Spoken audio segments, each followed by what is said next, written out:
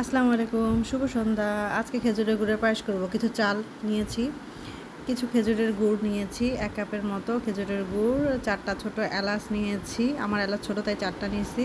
একটু দুধ নিয়েছি, দুধগুলো জাল করার জন্য বসাই দিলাম। একবারে লো ফ্লেমে আমি দুধটাকে জাল করব। 400-তে রেখেছি, দেখেন ইন্ডাকশনের মধ্যে 400-তে রেখেছি। এ পর্যায়ে আমি গুড়গুলোকে একটু জাল করে নিই, কারণ আপনারা সবাই জানেন যে খেজুরের গুড়ের পায়েসের মধ্যে যখন খেজুরের গুড়টা দেওয়া হয় তখন দুধটা ছানা হয়ে যায় বা ফেটে যায়। তাই এই দুধটা যাতে নষ্ট না হয় এই জন্য আমি গুড়টাকে একটু জাল করে আগে সিরাপ করে নেব। গুড়টাকে আমি দেখে এই যে জাল হচ্ছে আমার গুড়টা, আমি জাল করে করে গুড়টাকে একটু সিরাপের মতো করে নিয়ে তারপর এটাকে ঠান্ডা করে খেজুরের গুড়ের পায়েসের মধ্যে দেবো। এতে করে আমার খেজুরের গুড়ের পায়েসটা পারফেক্টলি হবে এবং এতে কখনোই আর ফাটবে না দুধটা।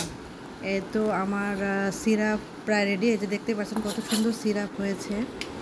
এ পর্যায়ে আমি আমার চাল এবং দুধের মিশ্রণের মধ্যে গুঁড়া দুধ ঢেলে দিলাম। গুঁড়া দুধ দিলে খেজুরের গুড়ের পায়েসের স্বাদটা আরও পারফেক্ট হয়। আমাকে অনবরত নাড়তে হবে যাতে নিচে লেগে না যায়। তো এটা আমি নাড়ছি। আর আমার চাল অলমোস্ট প্রায় 70% সিদ্ধ হয়ে গেছে। এই যে দেখেন আমার চাল প্রায় সিদ্ধ হয়ে গেছে। তো এই পর্যায়ে আমি চাল যেহেতু সিদ্ধ হয়ে গেছে, গুড়ের সিরাপটা অ্যাড করে নেব। আর একটু ভালোভাবে নেড়ে নিচ্ছি। দেখতেই পাচ্ছেন কতটা ঘন হয়েছে। আমি গুড়ের সিরাপটা এখানে অ্যাড করে নিয়েছি। গুড়ের সিরাপটা অ্যাড করার পরে কালারটা দেখেন এত সুন্দর হয়েছে। আর যতই আমি জাল করছি বা আমার খুন্তিটা দিয়ে নাড়ছি ততই এত সুন্দর সেন্ট বেরোচ্ছে, পুরো ঘরে একদম মোমো সেন্ট। এ পর্যায়ে কিছু বাদাম অ্যাড করে নিচ্ছি।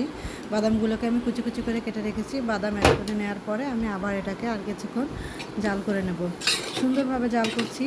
দেখেন একদম পারফেক্টলি আমার খেজুরের গুড়ের পায়েসটা তৈরি হয়ে গেছে। এই তো আমার খেজুরের গুড়ের পায়েসের ফাইনাল লুক। এটা ভিতর থেকে এতটাই সিদ্ধ হয়েছে, এত সুন্দর সিদ্ধ হয়েছে, একদম পারফেক্ট হয়েছে।